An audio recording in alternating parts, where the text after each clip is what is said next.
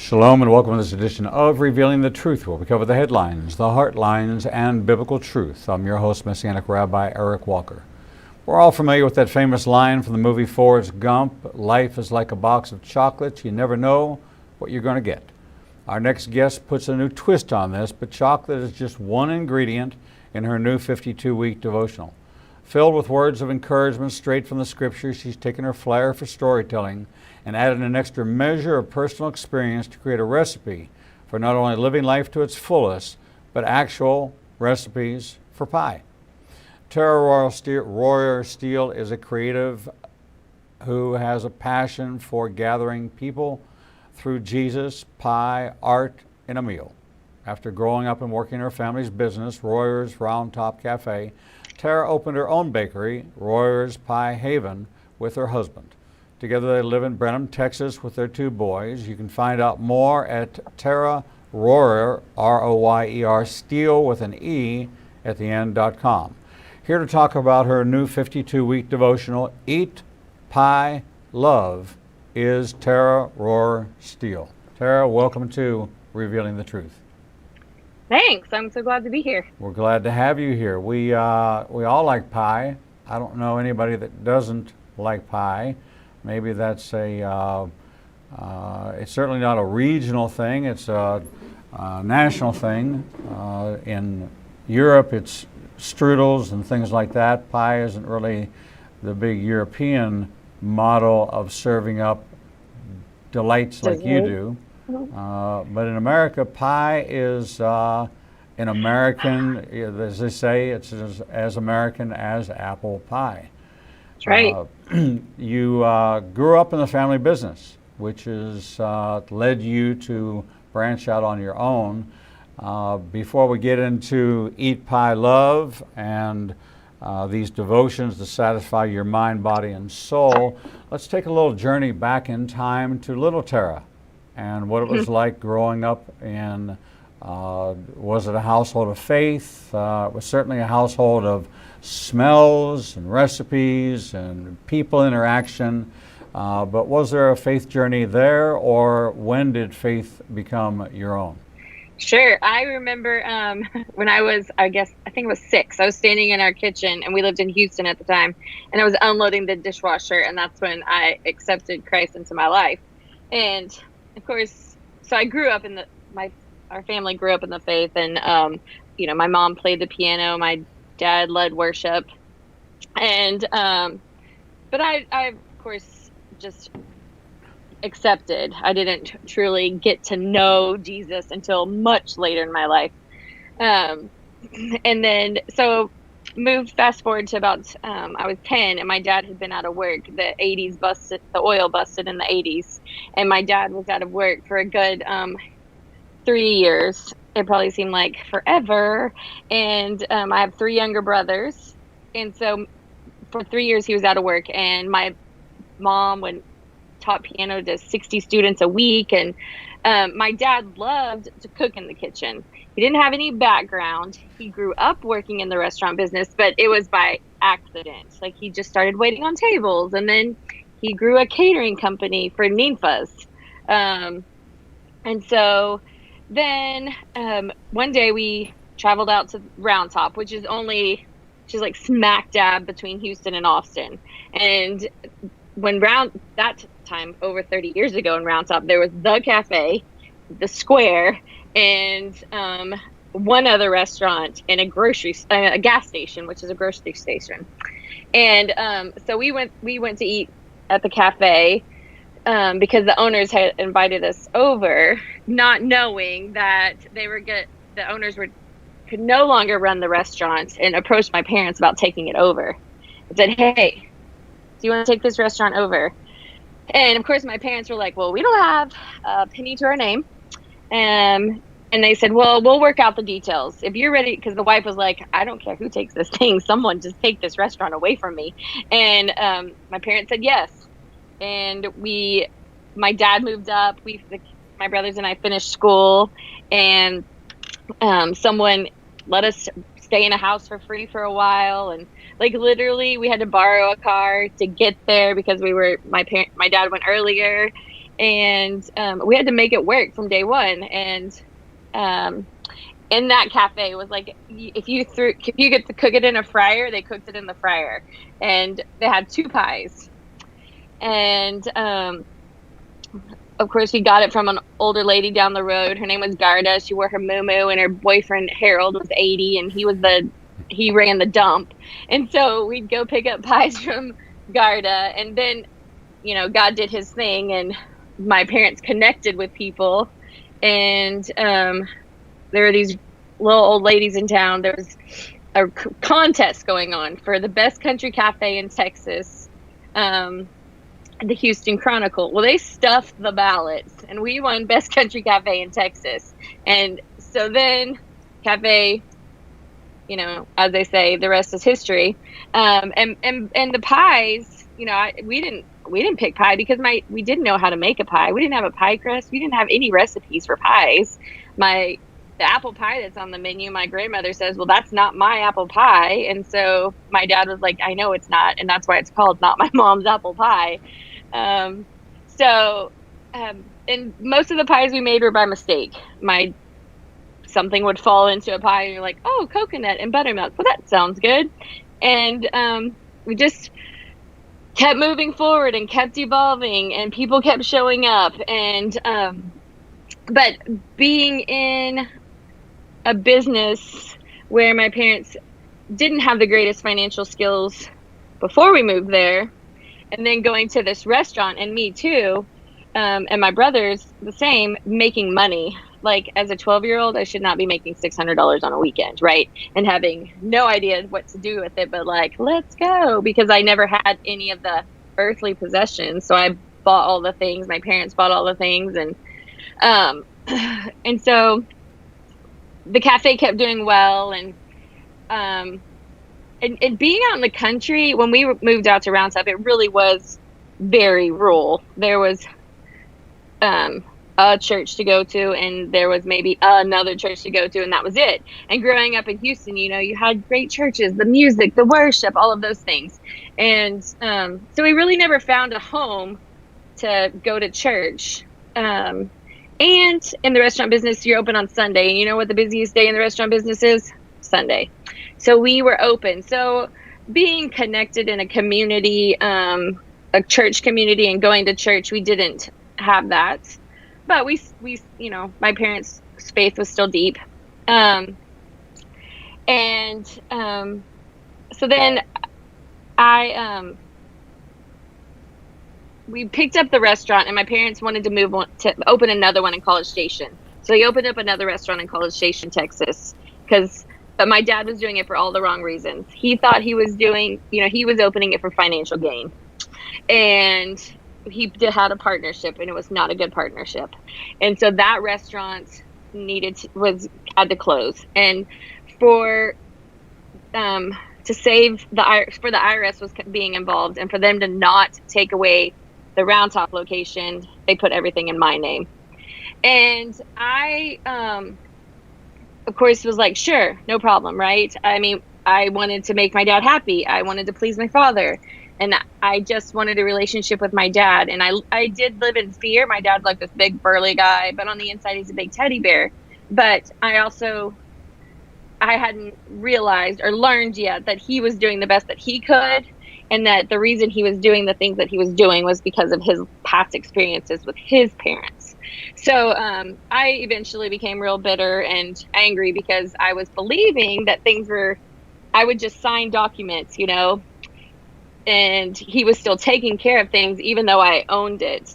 But I was 23. I didn't know. I grew up in it, but I didn't know the ins and outs of business. I never went to college. Not that that's makes everything better anyways. And I'm not telling you, world, to don't go to college. Go to college. It's for you, okay? So then, of course, things started going the wrong way for me. IRS, bankruptcy, federal judges, run to the bank to put whatever you could in the bank just so there was enough money to cover payroll, asking employees if I could hold their checks. It was not a good time for me. And I just went I just kind of revolted, and I was like, I don't really care anymore. I'm done. I don't want to do this anymore. There were many days that I had a tree picked out where I was like, if I could just run into this tree today, I would not have to deal with this anymore. But that cafe also brought so much joy. And it is, I loved walking through those red old screen doors, and because the relationships that we built around the table is what has carried us, and getting to how Pi can meet people exactly where they are when they walk through that door. And we serve them the pie, and it's just the love. I mean, it just feels like this is what love is. This is what God is. Serving people food, loving on people, just for that 1 hour makes it all make you forget about the fact that I don't want to go look at my desk right now. I'm just going to go love on these people, right? So anyways, move forward. I was married at the time too. Horrible. And he wasn't helping me. He wasn't helping me grow in my faith. And it came down to the day he was an alcoholic. And so he had lots of DWIs. And it was coming down to the day where the IRS said, the TABC said, hey, you're going to lose your license for the restaurant if you don't, because of your husband's record. So it didn't matter that he was abusive. It didn't matter that he was an adulterer. It came down to God going, listen, you're going to lose everything if you don't divorce this guy. I've given you so many chances. So God really had to grab a hold of me. And that is where he really just started, I started going, okay, I have a choice. I'm not a victim. I can do this. And so we got divorced. And I was also kind of the girl that always was searching for attention and love. And because I didn't get that, I always struggled with body image and things like that. So I was the one that everyone's like, all the guys were like, oh, you're so pretty, but if you were skinnier. And I was like, okay. So such a fun thing to hear from guys. So anyways, I just was always searching for love in all the wrong places, and never searching for it with Jesus, and knowing that this is what love is and what true love is, and that how he sees me. So I got online and met my husband, now forever husband, and we met on Match.com, and man, we knew right off the bat. And we were driving along one day, and it would have been about, I guess, 2 months into meeting him, and he passes out. And so while I'm driving, and I'm like, oh, this is great, and I'm like, shh, wake up, and we go to the hospital, and we had to go to the local hospital, which I hated because I never had any good experiences. And I'm like, okay, Lord. And that's really where I just started seeing God, because I kept doing life, but I never saw where God was moving and doing things. And so I think those are one of the first times that I really saw him. And I pulled up to the hospital. Someone came out with a wheelchair and said, hi, can I help you? And I'm like, really? This is awesome. So took him in. He was just having a panic attack, but I prayed over him. And he said, this is the girl I want to marry. So we got engaged really quickly. We got married. And so, we really started digging in together. And of course, then we get married, and he says, why is the IRS taking our house away? And I was like, oh, details. I forgot to tell you that part. And his family is very kind and gracious, and continues to help us. And they're actually in our business and on our nonprofit boards. And so we dug out and together we don't have the cafe any longer. God took us out of that, which is so great. My brother runs that, but we have the Pie Haven together, and we have our commercial kitchen together, which is where all the wholesale hub is for all the Royer things, shipping you a pie. We make all those. So that's kind of that's the back history in a nugget.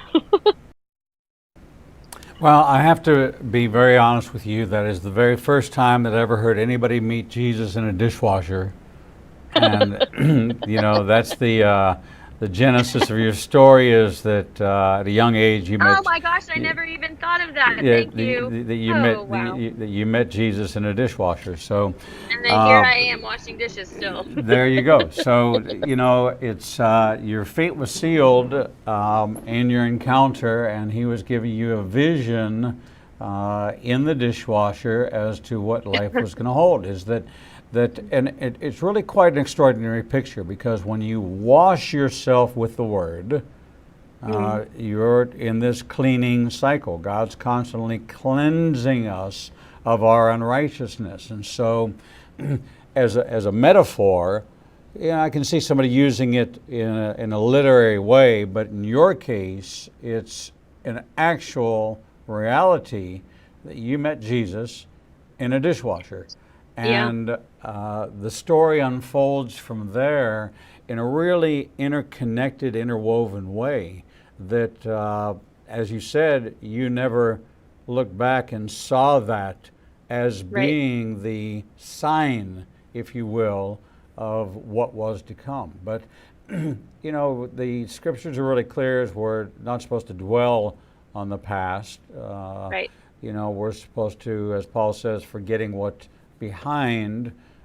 He said, not that I've accomplished all this, but forgetting what's behind, the mistakes and the issues, but always remembering our testimony, always remembering that point of encounter.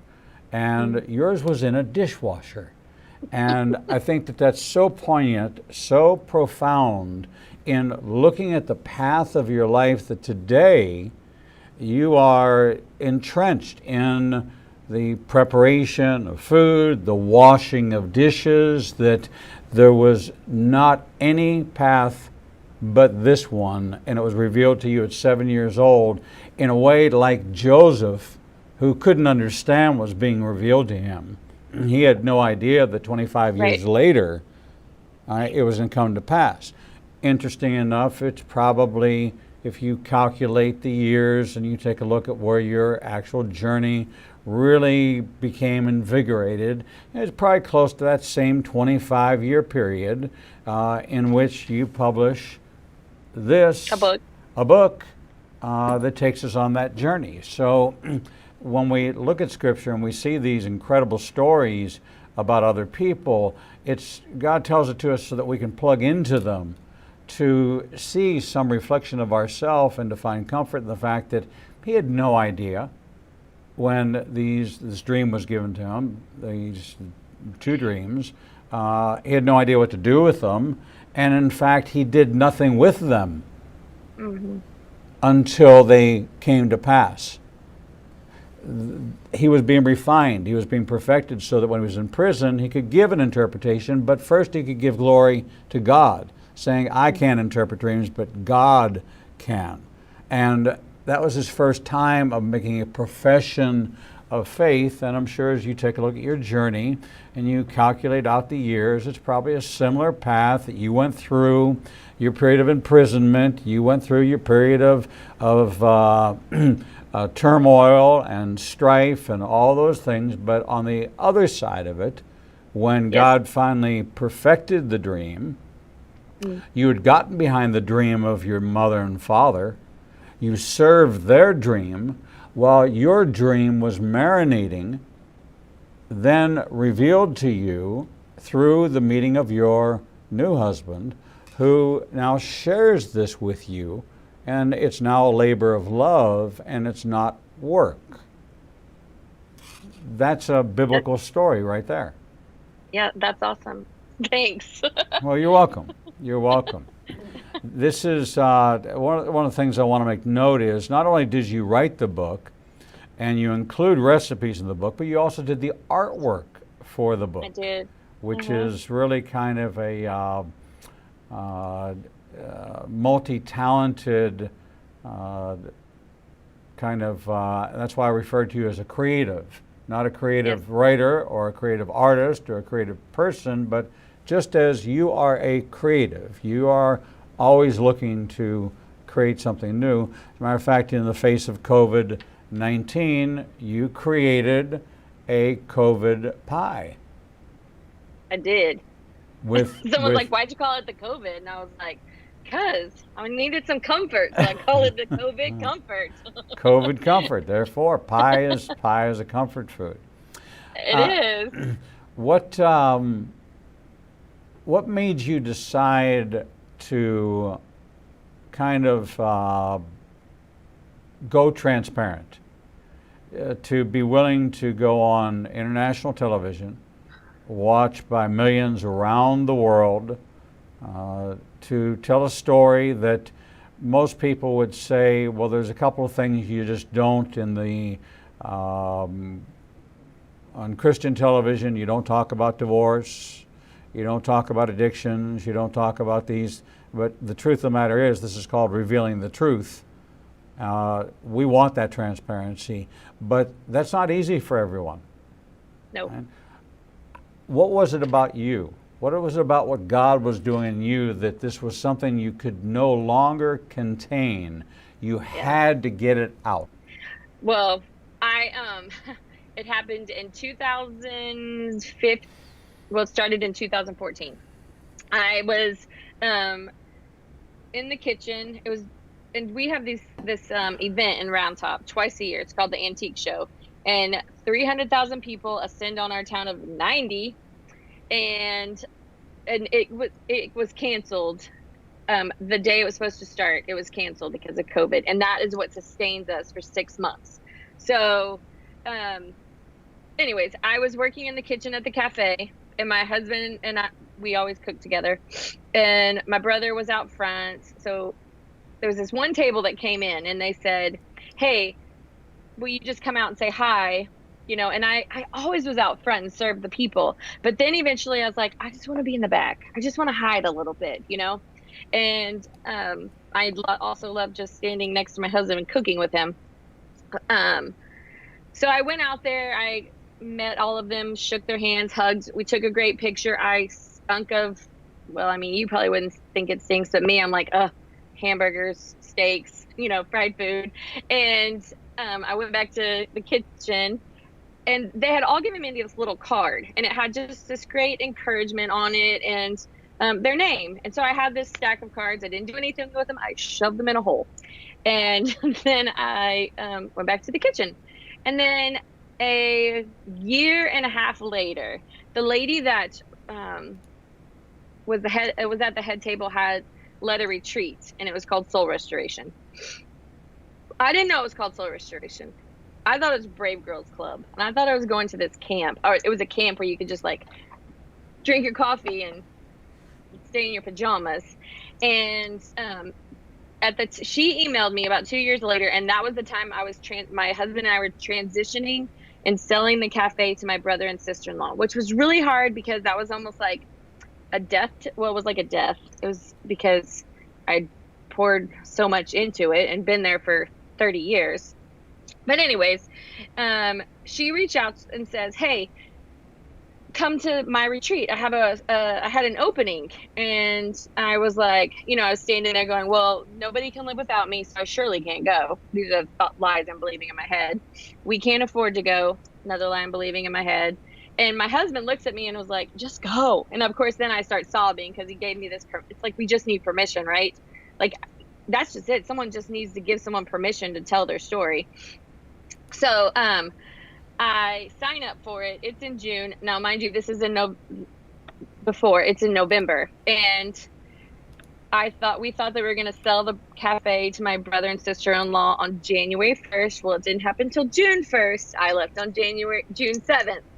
And when I get there, I get the packet and it says Soul Restoration. I was like, what the heck is this? I didn't sign up for Soul Restoration.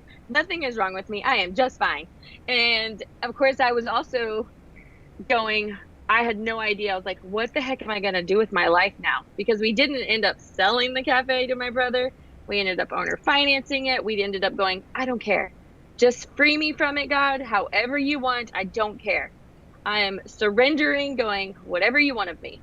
And so, but we had a good little cushion to last for about a year before we really, for God to go, this is what I want you to do. So I go to this camp and I start going through the coursework, and I was like, OMG, this is what I'm supposed to do with my life. And through all of it, I learned, I was able to, for years, I believed everything I believed about myself was a lie. I thought I was believing was truth, but it was lies. That it was all my fault. That I was living in shame. That I was living in blame. I lived in fear. So I worked on deciphering truth and lies. And then I learned how to set boundaries. and what I needed to do to protect my peace, and to learn also that how to tell your story that's the thing, the hardest part is how do you tell a story and be transparent and speak things about people, but it's in love. And that's what took me the longest to get to where, I wrote this story, or wrote my devotional, where I could speak it and it was in love and not anger and bitterness. And so I worked through all of that through this soul restoration course. And then I proceeded to do my own retreats through the same curriculum. And my dad and I did not have a good relationship up until 2 years ago, because, we sold the business to my brother, and we had, cut them off from so many things. And I still believe it's my fault. They're struggling. So, 2 years ago, he said, our relationship turned into a father-daughter relationship. And he said, please, he gave me the permission to share a story. And so now he's my biggest cheerleader. And, you need that, and so that you can tell your story. And so sometimes you can't tell all the parts of your story, and sometimes you can tell all the parts of your story. Fortunately, I pretty much can tell you all of mine. I don't whatever. But I've worked through so much where it's not if I'm still frustrated or angry or bitter, I don't tell you that part yet. I got to work through a bunch of stuff before I can start telling that part of my story. So there's maybe a sequel to this where you venture into that new area, which is always great. As we grow, if we're not growing, we're dying. And yes. It's in this growth process that God will prune to make room for new growth. And when he prunes us in ways where he removes the dead wood, the things that aren't thriving, the things that are actually sapping strength from us. Years ago, I wrote, God had given me a parable about trees, and so I wrote Lessons Learned from the Tree of Life as the name of the book. 7 Laws of Abundant Living, Lessons Learned from the Tree of Life. And one of the things was about the suckers that you see growing at the base of your trees that are robbing the nutrients from getting to the top branches because they're hijacking them along the way. And we've all seen them. We've all gone and snapped them off or cut them off. If you're going to keep a tree, you know that those suckers grow out of there. And that's exactly what you're talking about, is the things that rob us that maybe are not as pretty. They're not as easy to talk about. You want to cut them off and let them die, but they are reality, and we need to know how to address them. So I very much appreciate your transparency. We're talking with Tara Royer Steele, author of Eat, Pie, Love, 52 Devotions to Satisfy Your Mind, Body, and Soul, containing great stories of transparency and recipes for pie. It's a win-win. It fits into all categories. Your spiritual growth, your mental growth, your physical growth, and if you've never made a pie before, you can make one now and weave it into your devotional life. We're going to take a short break, and when we come back, we're going to dig into some of the specific stories that Tara shares in this new devotional. We'll be right back. The Lord meets you right where you are, and so does Igniting a Nation's new live streaming outlets. You can now watch Revealing the Truth, Revealing the Bible, and Prophecy Revealed simulcast live each Monday through Friday from 10 a.m. to 1 o'clock p.m. Central Standard Time on YouTube Live, Facebook Live, Vimeo, Periscope, and through our website, www.ignitinganation.com. No matter what device you are using, our program will automatically scale so you won't have to miss a single program. And if you happen to miss an episode, you can always subscribe to the Igniting a Nation YouTube channel and access over 1,000 interviews and never miss your favorite authors, special guests, and topics that interest you the most. There are lots of ways to see Israel, but nothing compares to seeing the land of the book and the people of the book through the eyes of 2 Jewish believers who can take you on a journey that will bring the entire Bible to life. When you join Rabbi Eric Walker and his #1 rated tour guide, Edo Canaan in Israel, you'll experience incredible teachings, first-class accommodations, and actually walk where Jesus walked. You will experience the Bible transforming from black and white into living color, and you will never see the Bible in the same way again. For more information, visit us at www.ignitinganation.com/events. The Lord contends with what contends with you, and Igniting a Nation is committed to bringing to light each and every issue that faces a believer's life. Our live stream programming and teachings take you on a journey to finding biblical truth from a wide variety of experts who share their insights into a deeper walk with the Lord.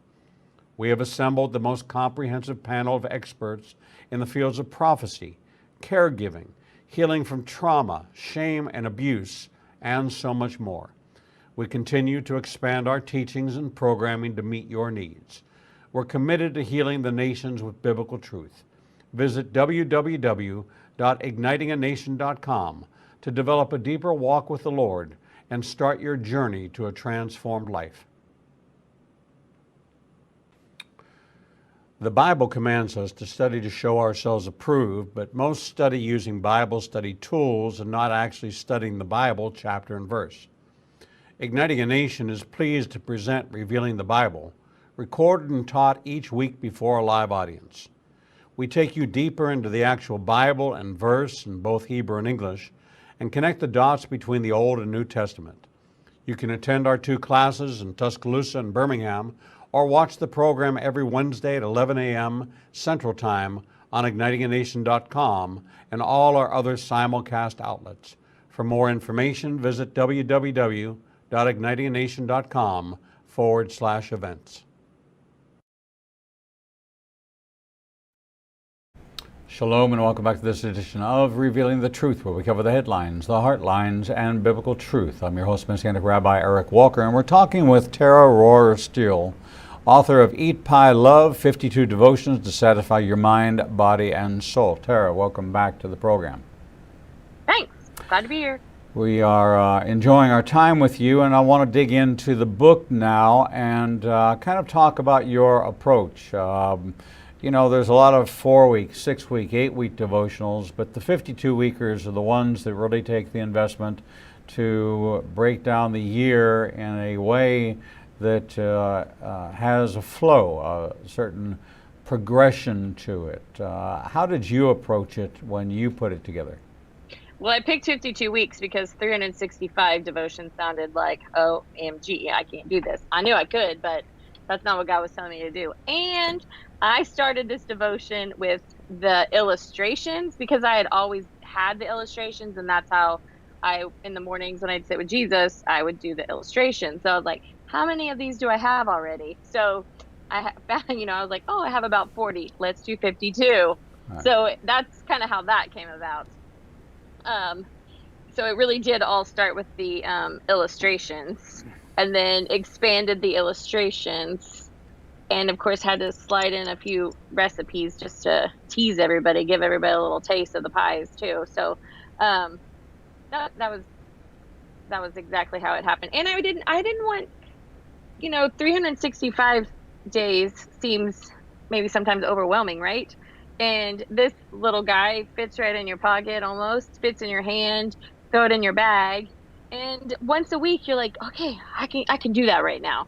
So, I didn't want it to be this pressure or this, oh my gosh, I didn't finish it. You can finish this. You can do it. Did you find that when you were looking at Scripture and looking at what the theme that you were trying to, the common thread that goes through all of the devotions, did you begin to identify with any particular characters or chapters in the Bible, books of the Bible, where you were drawing many of your lessons from, or is this really a buffet? It really is more of that. It wasn't any specific chapters in the Bible or character. It was more of just drawing from my own life experiences, because that's truly what I can share about is only from my own life experiences. So, and then I would just, and I really I would sit with Jesus in the morning, and I have certain people that I would read or have their devotions, or music is really, I mean, me and the spirit, like, well, you could just find me dancing in the house. So, that's where a lot of it would come from. Or I would just be visiting with people, and I would get this like, oh, and how I can shift and tell that story, So then it's more of, if it's just talking to one person, if I wrote that devotion for one person from an experience that I had with them. So that's truly how all of them were written from. In writing these, which ones pop out as addressing the most challenging for you in being able to put the right spin on something that was not so positive? Well, I think writing one about loving them all and letting God sort them out is not really easy. Because we are called to love everybody. Doesn't mean we have to sit with all of them.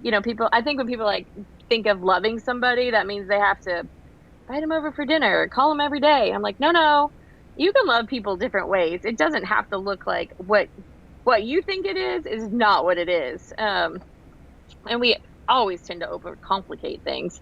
So if we can just learn to love people exactly where they are, it means someone sends me a text and says, hey, I'm struggling with this. Well, at the moment, I might not go, I'm like, I don't have the words to meet this person where they're at right now.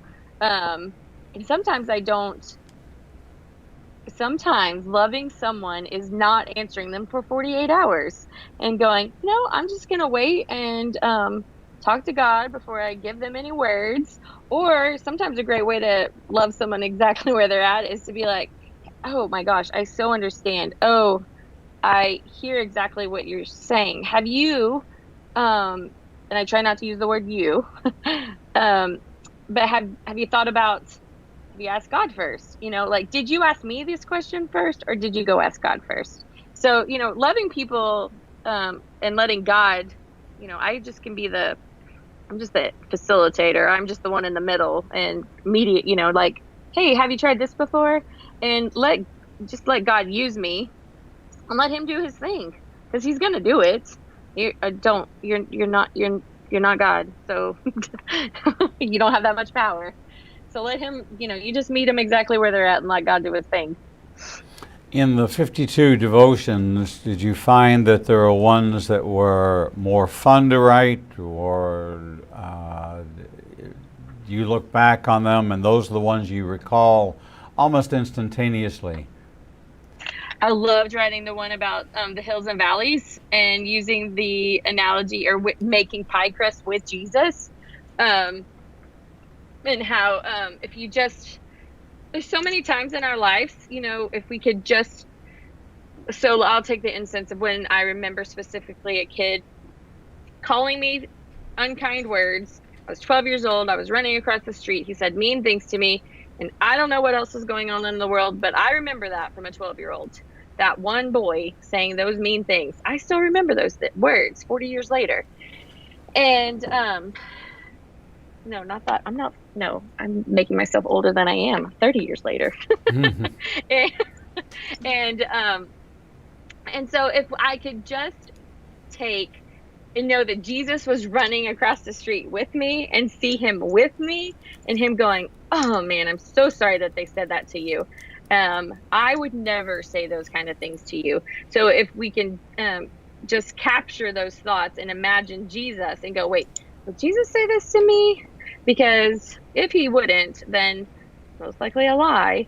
And so that's kind of how the hills and valleys and pie crust was. I just imagined making pie crust with Jesus. Everyone is so scared about making pie crust because this is how grandma said it has to be. I'm like, no, it really doesn't. And it doesn't have to be cold water. It doesn't have to be cold butter. It doesn't. Just make the pie crust and just go slow and just know that it's okay if it messes up. Just start over. It's okay. There's so much grace in it. And that's what Jesus is doing. He's like, I'm right here with you. I know it's not easy. I love you no matter what. And if it turns out great, awesome. And if it doesn't, it's okay. We can try it again. When you looked at how you created them, did you incorporate the concept of a recipe? That that seems to be your order of things, is that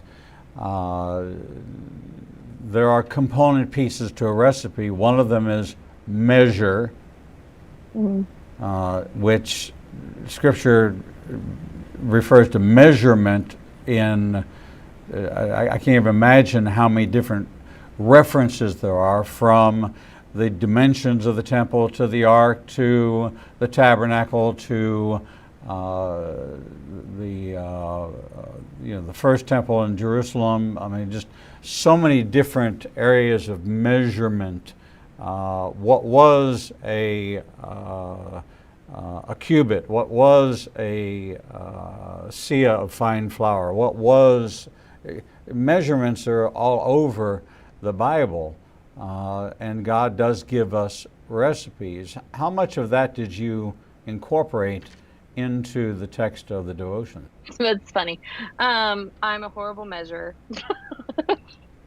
I'm the girl that just, oh, this is good, add a little extra. I say, like, add whatever the recipe calls for, double it when it comes to spices. So you're like, well, you need 2 doses of Jesus. It's a double dose of Jesus. We need extra spice.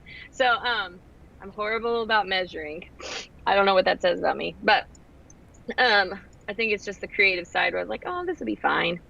But when my publisher said, okay, well, I need you to incorporate the recipes, and the recipes or all the devotions need to have pie incorporated. And I was like, wait, all 52 of them have to have pie incorporated in them? And that just seemed like, how about like 12? So we came to the number of 12, about 12 recipes. And it was really fun to put spins on my stories through pie. So there's the sweet and the salty. So sometimes life is sweet and sometimes salty, and that pie is my favorite.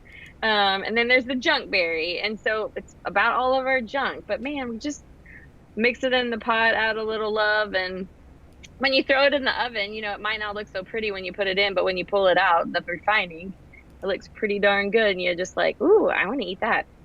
So it was fun incorporating recipes into the stories. In the areas that you touch on, what would you consider to be kind of similar to what you expected when you went to that retreat and you got something completely different?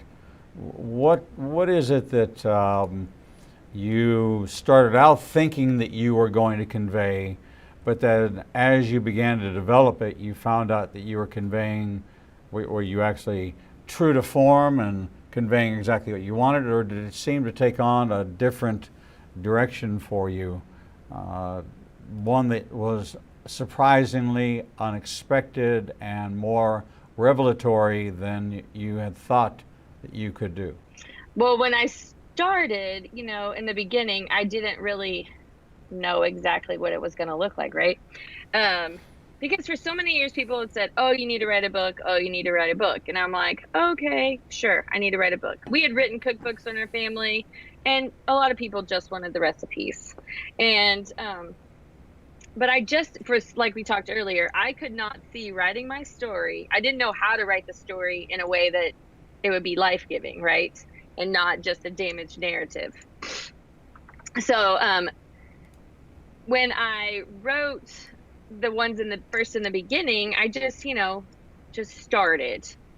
But as I kept going, man, they got harder, because I was like digging in, talking about the things that I really hadn't talked about yet or shared about with the world yet, and being able to write them in like a positive way. And I had to go away. I could not write at home. I had to leave twice to finish most of them, and had to go to a quiet place where it was just me and Jesus, and the outside world. I mean, just outside beauty, nature, and so I could write. And and that's really where I got quiet with Jesus, and he gave me the words, because I'll be honest. Sometimes I go read this stuff and I was like, did I even write that? And no, you didn't write any of that, Tara. You were just the one typing the letters. You were just typing. And so he gave me the words for, as we started, in the beginning, I was like, okay, these are good. But then, man, it got harder and harder, because I know that I was doing deeper. I was healing myself, being able to share stories. And so it was a wonderful process. And if God said do it again, I'd be like, heck yeah, sign me up. It's interesting. If you were to summate what the underlying message is in the book, in the devotion, what would be the encapsulation of, after I've done these 52 devotions, what is it that I should feel? What is it that I should understand? What is it your desire is for me to embrace in having gone through this 1-year commitment? Right. Well, this is what I would hope for you is, I would hope that by reading this, you would be able to recognize exactly how God sees you. Not how you see you, not how the world sees you, that you are wonderfully, beautifully made and on purpose. And that most of the things that you probably are believing about yourself as you read it, you would be like, dang it, I thought that was truth about me. And so that most of the things, the devil is just feeding you lies and you are eating them. So don't eat those lies. Those are the wrong ingredients to eat. You need to eat the truth. So I want it to be where you get back to who God created you to be, to shed all the layers that the world has added and say you're a beautiful piece of furniture, and you have shoved stuff into cabinets, and you've closed the door and there's cobwebs, and you've added layers of shellac, and oh, I don't want to be red anymore, I'm going to be turquoise. Oh, I don't want to be orange anymore, I'm going to be bright yellow. Because if I just paint myself bright yellow, nobody will know what's going on the inside. So what I wanted you to do is that's not how God created you to be. He created you to be beautifully, just as he created you. So to shed all those layers, strip them back, clean out all the dirty closets, don't keep putting Band-Aids on things, and clean out the wounds, so that when you and I talk about something and I bump up against you, I'm not a trigger when I say something to you. So we can have real conversations, so we can be real, so we can be transparent and vulnerable. That'd be my hope for you. It's interesting what you just described happens to be during the Passover season, when we are preparing for Passover in the Jewish community. We are to remove the leaven from our homes. Now, it's easy to go to the big boxes that say yeast on them. Right? Mm-hmm. It's easy. Crackers, right there, ingredients, yeast. But when you take all those boxes out of your cupboards, when you do all that, then there's a tradition. It's an old tradition. That's to take a candle and a feather, and you go into the cabinet that's now been emptied out of the big items, and now you use the candle to go into the corners and take the feather, which is going to, how feathers are so fine that you're now going to dust out all the leaven. Well, you use yeast in your recipes. Right? To get dough to rise, you use yeast. And they always come in a little packet like this. I'm sure you buy the industrial size, but the consumer size is in a little, just a tiny little packet. And you don't usually use the whole packet. You actually use a very small amount. And of course, Scripture says that a little yeast will work its way through all of the batch, and it will leaven. So a little sin will spoil the whole batch. A little leaven will spoil the whole batch. So this tradition of going into the cupboards with a candle, right? Because you can't, cupboards are dark in the back corner. Unless you got a light shining in there, you can't see in the back. Finding the little dust particles and the feather to sweep it out. Well, some homes still do that, but that tradition has died off with our grandparents' generation. But the imagery is still the same. And that was kind of my takeaway from reading your devotions, was that this examination is not the big plank. It's not the big deals. Those we all deal with. Those we all address. This is now going into the inner recesses, into the folds, and kind of taking a look at where things have built up and how to deal with them, reconcile them, and then get rid of them. Not find an appropriate place for them. You know, your sin, your life, your challenges, finding an appropriate place for them is not what God's intent is. God's intent is to, for what Jesus did, to come to bind up the brokenhearted and set the captives free. Doesn't mean you put that chain in a different place. It means you get rid of that chain that's been around your neck, even under your clothes, but it's been bogging you down. God wants you to remove that chain, that heavy chain, and not find a new home for it. Oh, let me hang that in the garage in case I need it again. You don't need it. You don't, anything you get rid of in this, you don't need again. That's a hoarder kind of mentality that, oh, let me gather up all my sins that I've now identified and all the things I need to work on in my life and identified, and I'll put them in little plastic containers and I'll label them and I'll put them in the garage on nice and orderly shelves, and then they're all organized just in case I need to take them. No, he wants you to put them in the trash bin and wheel them out to the corner and get them hauled out to the dump. That's the message. That's the takeaway for me from these devotions is I can process, I can identify, I can address, I can look at Scripture, I can meditate upon it, and I can recognize that these are things that are in me that I need to contend with, and I need to remove that ingredient from the recipe. Yes. It's overwhelming.